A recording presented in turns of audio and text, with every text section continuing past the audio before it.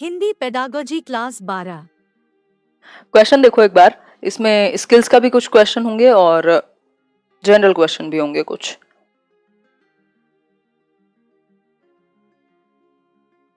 देखो एक बार क्वेश्चन देखो, प्राथमिक स्तर पर बच्चों की भाषा का आकलन करने का उद्देश्य है। फटाफट से आंसर करो, इसको टेस्ट की तरह ही लेना क्योंकि हम ये टॉपिक्स बहुत अच्छे से डिस्कस कर चुके हैं ऑलरेडी। बताओ एक बार, उसकी भाषा प्रयोग की क्षमता। कल हमने बात की थी कि कोई भी स्किल सीखने का फायदा क्या है यदि आप उसको प्रयोग में ना ला पाए, तो भाषा भी सीखने का फायदा क्या है यदि आप ये ना देख पाए कि बच्चे की भाषा प्रयोग की क्षमता कैसी है, उसकी लैंग्वेज को रिप्रेजेंट करने की, एक्सप्रेस करने की, यूज करने की एबिलिटी कैसी है। बाकी लेखन क्षमता का आकलन, बोलने की कुशलता, ओवरऑल सब आ जाएगा इसमें भाषा प्रयोग में। चाहे वो लिख करके प्रयोग करे, चाहे बोल करके प्रयोग करे, चाहे वो किस भी तरीके से प्रयोग करे, भाषा को वो कैसे प्रयोग कर पाता है, इस चीज की एबिलिटी को अगर आप जांच पा रहे हैं तो ये सबसे बेस्ट रहेगा, चाहे वो पढ़ना हो, लिखना हो, सुनना हो या बोलना हो। आगे बढ़ेंगे। पहली कक्षा में डैश भी लिखना के अंतर्गत आता है। कल हमने 4 कौशलों की बात की थी, तो फर्स्ट क्लास में कौन सी एक चीज लिखने के अंदर आएगी। तो ये कॉमन सेंस वाले क्वेश्चन कुछ कई बार आ जाते हैं सीटेट में, तो वो आपको कॉमन सेंस से ही सॉल्व करने चाहिए। बताइए एक बार। प्रणाम जी, बहुत बढ़िया। चित्र बनाना बिल्कुल सही है, आंसर होगा डी ऑप्शन, चित्र बनाना। ये भी लिखने के अंदर ही शामिल होगा। फाइन मोटर स्किल्स तो डेवलप हो ही रही हैं, जिसको हम सूक्ष्म गतिक कौशल कह रहे हैं। ठीक, ये सब विधियां तो हैं, लेकिन इसको भी हम देखो, क्वेश्चन देखो ना, फिल इन द ब्लैंक कहां है।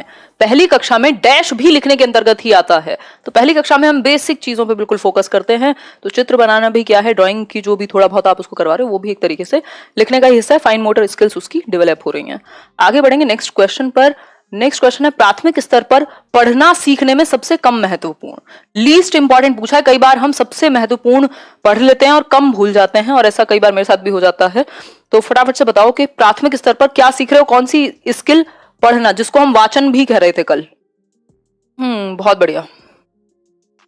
सी, सी मतलब अक्षरों की पहचान, सबसे कम महत्वपूर्ण। अनुमान लगाना, बच्चा क्या कर सके अनुमान में, यानी संदर्भ में आंसर पता कर सके, मतलब पता कर सके, इन्फेरेंस लगा सके कि इसमें ये होगा आगे स्टोरी में अगर ऐसे चल रहा है तो।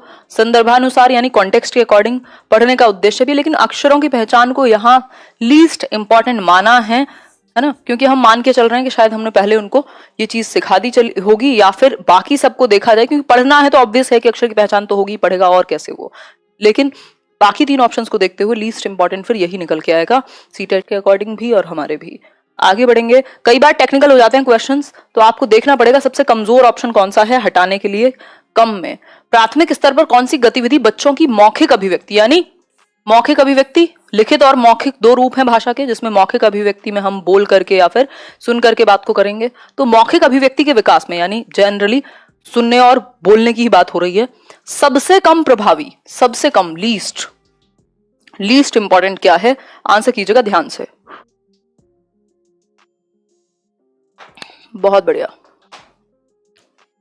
4th का बी, यानी कहानी को शब्दशः दोहराना, घटना वर्णन करना, ये बात तो हमने कल की थी भाई। उसको आप चित्र को वर्णन करने के लिए कह सकते हो, पिक्चर डिक्टेशन जिसको हम कहते हैं। कहानी को अपनी भाषा में कहना, ये सबसे अच्छा होता है कि बच्चे को आप एक्सप्रेस करने दें, अभिव्यक्त करने दें। अगर थोड़ा बहुत वो गलत भी बोले या एक्सप्रेस करे तो चलेगा, लेकिन वो मौलिक अभिव्यक्ति तो करे अपनी।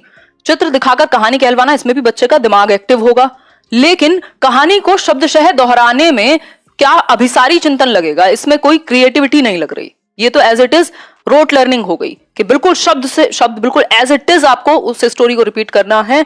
तो ये सबसे कम महत्वपूर्ण है बाकी के 3 ऑप्शंस में। फायदा तो इससे भी होगा, लेकिन लीस्ट।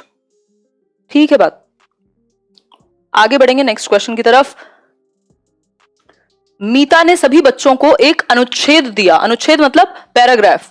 अगर पैराग्राफ दिया है एक, जिसमें हर 5वें शब्द की जगह, 5वें शब्द यानी एवरी 5th वर्ड जो है वो मिसिंग है एक तरीके से, जिसे बच्चों को भरना था, मीता ने किसका प्रयोग किया। ये क्वेश्चन हिंदी पेडागोजी में भी आया हुआ है 2-3 बार, इंग्लिश पेडागोजी में भी आया हुआ है।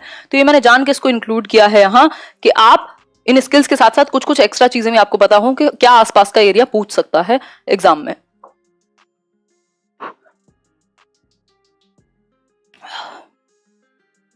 डी ऑप्शन, यानी क्लॉज परीक्षण या क्लॉज टेस्ट कह सकते हैं इसको हम।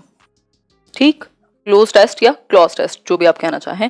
आप देखते हैं इंग्लिश में भी पेपर्स में भी आता है इवन कि फिल इन द ब्लैंक होते हैं हर एक फिक्स्ड इंटरवल पे, वो आपको फिल करने होंगे, तो ये क्लॉज टेस्ट कहलाएगा।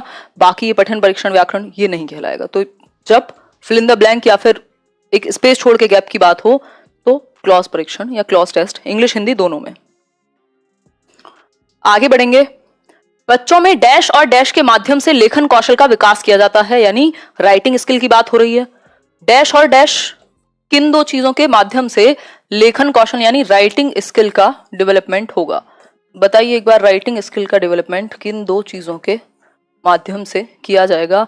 रेखांकन और चित्रांकन, चित्रांकन और लिपि चिन्ह, रेखांकन और लिपि चिन्ह, या फिर लिपि चिन्ह और अक्षर बनावट। अब वही है, कुछ क्वेश्चन कॉमन सेंस वाले जरूर आएंगे, तो उनको आपको अटेम्प्ट भी करना है, और अगर आपने प्रैक्टिस की हुई होगी तो आसानी हो जाएगी। आंसर कीजिए। डिनर करती हो आप? अभी करके आई हूं। बीके सुगंधा जी बताइए एक बार। रात भर खाती ही हूं मैं, रात भर भूख लगती है मुझे क्योंकि दिन में सोती हूँ। बताओ एक बार। सेकंड का ए, रेखांकन और चित्रांकन, जिसको हम या तो डायग्राम कह लीजिए या फिर आप हाईलाइट करना कह लीजिए एक तरीके से। ठीक, तो इन दोनों के माध्यम से लेखन कौशल का विकास तो होगा ही ना, चाहे चित्र बनाएं आप, चाहे रेखाओं का यूज करें। आगे बढ़ेंगे। निम्नलिखित में से कौन सा प्रश्न बच्चों की भाषा क्षमता के विकास में सर्वाधिक सहायक? भाषा क्षमता, अब इसमें सब कुछ आ गया, चाहे वो पढ़ना हो, लिखना हो, बोलना हो, सुनना हो, सब आ गया। तो भाषा क्षमता के विकास में सर्वाधिक सहायक क्या है? पहला ऑप्शन है डाल डाल का इस्तेमाल करते हुए वाक्य बनाओ। तितली कली के पास कब गई होगी और क्यों गई होगी? देखो ये क्वेश्चन बहुत बार पूछा जा चुका है, इसमें सिर्फ आपको दो ही चीजें याद रखनी है। एक है कि अपसारी सोच, यानी कि जो डाइवर्जेंट थिंकिंग जिस क्वेश्चन में लग रही है वो बेस्ट है, डाइवर्जेंट थिंकिंग। अभिसारी मतलब जिसका यस और नो में आंसर होगा वो क्वेश्चन ठीक नहीं होगा। जो क्वेश्चन बच्चे को सोचने पे मजबूर करे वो क्वेश्चन बेस्ट रहेगा। ऐसा एक और भी क्वेश्चन आया हुआ है, कई क्वेश्चन आए हुए हैं, और ये एक क्वेश्चन इस तरीके का आने की संभावना रहती भी है। हम कंफ्यूज हो जाते हैं, हमें लगता है यार ये कौन से चैप्टर का है। ये किसी चैप्टर का नहीं होगा, बस आपको ये देखना है बच्चे की भाषा क्षमता में सबसे बेहतर काम वो करेगा जिसमें बच्चे का दिमाग लगे, कुछ उसकी मौखिक अभिव्यक्ति हो, कुछ उसको अपनी बात कहने का मौका मिले या लिखने का भी मौका मिले तब भी। तो डाल डाल का इस्तेमाल करते हुए वाक्य बनाओ। तितली कली के पास कब गई होगी और क्यों? तो इसका वन वर्ड आंसर हो जाएगा। तितली और कली ने क्या खेल खेला, ये भी वन वर्ड हो जाएगा। तुम्हारी मनपसंद किताब कौन सी है, तो वो एक सिंगल वर्ड में आंसर कर देगा। तो उसमें दिमाग कहां लगा बच्चे का? बस मेमोरी लगी, कन्वर्जेंट थिंकिंग लगी। अभिसारी सोच, आपको चाहिए अपसारी सोच, जिसमें बच्चा दिशाओं में सोचे और अपनी कुछ अभिव्यक्ति निकाल करके लाए। अब डाल डाल का इस्तेमाल करते हुए 5 वाक्य बनाएगा तो सोचेगा भी, थिंकिंग स्किल्स भी काम कर रही हैं, इमेजिनेशन कल्पना शक्ति भी काम करेगी, भाषा को भी यूज करेगा, लिखेगा भी, मतलब ज्यादा एक्टिव है बच्चा। जिसमें बच्चा ज्यादा एक्टिव है वो बेस्ट है। सिंपल है आंसर, ये तो पेडागोजी की सिंपल सी ट्रिक है, जहां बच्चा ज्यादा एक्टिव है वो सबसे खुश। तो ए ऑप्शन हो गया। ये अच्छा क्वेश्चन है, देखो एक बार। प्राथमिक स्तर पर भाषाई क्षमता का विकास डैश है और साहित्य डैश। भाषाई क्षमता का विकास यानी सभी स्किल्स या ओवरऑल लैंग्वेज का डेवलपमेंट डैश है, और साहित्य मतलब लिटरेचर डैश है। तो इनमें से एक साधन होगा, दूसरा साध्य होगा। फिल करके बताओ कौन सा सही होगा, बताओ एक बार। यार आप लोगों से बहुत बढ़िया एक पॉजिटिव एनर्जी आती है ऐसे कैमरा के थ्रू ही। बताओ एक बार। ग्रेट, सी ऑप्शन कह रहे हैं आप लोग, यानी साध्य है क्या? भाषा क्षमताओं का विकास, और साहित्य है साधन। बहुत ही अच्छा आंसर है, ताली बजा लीजिएगा अपने लिए जिन्होंने सही दिया हो, अदरवाइज ज्यादातर का गलत हुआ होगा। देखो प्राथमिक स्तर पर भाषाई क्षमता यानी बच्चे की भाषाई क्षमता विकसित हो, वो अपने आप को अभिव्यक्त करना सीख पाए, पढ़ना लिखना बोलना सुनना ये सब चीजें उसकी स्किल्स ओवरऑल डेवलप हो पाए, ये चीज मेन उद्देश्य है। मेन उद्देश्य यानी साध्य है। साध्य मतलब टारगेट हमारा एक तरीके से कह सकते हैं। साधन मतलब मीडियम क्या है इन चीजों को डेवलप कराने का। तो साहित्य, चाहे अब वो कविताएं हों, कहानियां हों, किस्से हों, एकांकी हो, व्हाटएवर इट इज, तो ये साधन हुआ, ये मीडियम हुआ, है ना। और साध्य क्या है? भाषाई कौशलों का या भाषाई क्षमता का विकास। ठीक, तो ये टारगेट मान लीजिए एक तरीके से, या साध्य मान लीजिए, और ये मीडियम है यानी साधन है। तो आपको इस तरह का एक क्वेश्चन, स्पेशली लेवल 2 जो 6 to 8 वाला क्वेश्चन पेपर है, उसमें तो कई बार पूछ लेता है। ये 2 फिल द ब्लैंक जैसे ही आते हैं हिंदी में तो कंफ्यूजन क्रिएट हो जाती है, क्वेश्चन मुश्किल बन जाता है। ठीक हो गई बात यहां तक की? कोई समस्या हो तो बता दीजिए, नहीं है तो फिर आगे बढ़ेंगे। निम्न में से कौन सा प्रश्न बच्चों के भाषा आकलन की दृष्टि से सर्वाधिक उपयोगी है?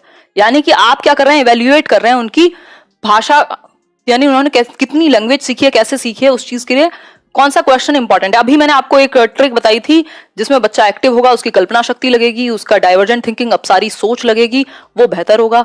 देखो इनमें से जो वन वर्ड वाले आंसर हो, यस और नो वाले या सिर्फ वन वर्ड वाले, उनको हटाना है, सिंपल है। बताओ एक बार, सबसे उपयोगी पूछा है, दीजिए जवाब। ईदगाह कहानी को अपनी भाषा में सुनाइए। ठीक लग रही है बात तो आपकी। मुख्य पात्र का नाम तो पता ही होगा उनको, मेमोरी बेस्ड क्वेश्चन है, नाम याद करके लिख देंगे 4। ईदगाह कहानी में हामिद ने क्या खरीदा, ये फिर से वन वर्ड आंसर हो जाएगा कि भाई उसने चिमटा खरीदा या जो भी खरीदा। ईदगाह कहानी की मुख्य घटनाएं बताइए, ये बात भी ठीक है। और ईदगाह कहानी को अपनी भाषा में सुनाइए, ये फिर भी क्या है, इसमें फिर भी फैक्ट्स हैं कहानी से रिलेटेड, लेकिन यहां बच्चे का खुद की अभिव्यक्ति लगेगी, खुद की कल्पना लगेगी, खुद का चिंतन लगेगा, यानी डाइवर्जेंट थिंकिंग, अपसारी सोच वाला प्रश्न है। और अपसारी सोच या ओपन एंडेड जिसको हम कहते हैं, मुक्त उत्तर वाला प्रश्न, वो बेहतर होगा क्योंकि यहाँ एंड ओपन है, वो अपने अकॉर्डिंग बता सकता है, एक्सप्लेन कर सकता है सोच करके, तो उसकी थिंकिंग स्किल्स से लेकर के और मौखिक अभिव्यक्ति सुधर जाएगी। भाषा कौशल के संबंध में कौन सा कथन सही नहीं है? सही नहीं है। भाषा कौशल एक क्रम में अर्जित नहीं किए जाते, यही बात गलत है। कल ही हमने समझा था कि मनोवैज्ञानिक दृष्टि से ये एक क्रम में चलते हैं। सुबो पाली नाम भी रखा था हमने, सु मतलब सुनना, बो बोलना, प पढ़ना और ली यानी लिखना। तो ये सुबोपाली एक क्रम में सीखे जाते हैं, ये स्वाभाविक क्रम है, ये मनोवैज्ञानिक सीक्वेंस है, इनका एक नेचुरल ऑर्डर है, इसी में सीखे जाने चाहिए तो बेहतर रहेंगे, है ना। एक दूसरे को प्रभावित करते हैं, ये बात सच है, इंटर रिलेटेड है। ऐसा नहीं है सुन रहे हैं तो आप बोलना नहीं सीख रहे, वो भी सीख रहे हैं, पढ़ रहे हैं तो आप लिखना भी कहीं ना कहीं सीख रहे हैं, तो इंटर रिलेटेड है ये। भाषा कौशल एक दूसरे से संबंधित होते हैं, बिल्कुल सही बात है, एक क्रम में ही अर्जित किए जाते हैं, ये बात भी सही है, और इंटर रिलेटेड है यानी एक दूसरे से संबंधित है। तो सी ऑप्शन गलत होगा कि एक क्रम में अर्जित नहीं किए जाते, ये बात गलत है, और जो गलत है वही सही है क्योंकि पूछा यही है। वाह वाह। आगे बढ़ते हैं। बच्चों को लिखना सिखाने में सबसे अधिक महत्वपूर्ण है लिखना। लिखना कौशल की बात हो रही है जिसको जटिल माना जाता है बाकी कौशलों से। बताओ एक बार, विचारों की अभिव्यक्ति, एग्जैक्टली सबसे अधिक महत्वपूर्ण क्या है किसी भी कौशल में, कि बच्चे के विचारों की अभिव्यक्ति, एक्सप्रेशन ऑफ थॉट्स। सुंदर लेखन, वर्तनी की शुद्धता, काव्यात्मक भाषा, ये सब आगे आगे आ सकती हैं, लेकिन अगर आपको अपने विचारों को अभिव्यक्त ही करना नहीं आएगा, बच्चा एक्सप्रेस ही नहीं कर पाएगा खुद को, तो फिर वो रोट लर्निंग ही है, चाहे वो कितना भी सुंदर लिख ले, चाहे वो कुछ भी कर ले। वर्तनी का मतलब होता है स्पेलिंग। तो ये सब इंपॉर्टेंट है, बट मोस्ट इंपॉर्टेंट विचारों की अभिव्यक्ति है। भाई मैं या कोई भी व्यक्ति अपनी बात को, उसकी बात क्या है वो इंपॉर्टेंट होनी चाहिए, बजाय कि कितनी सजा के कही गई है।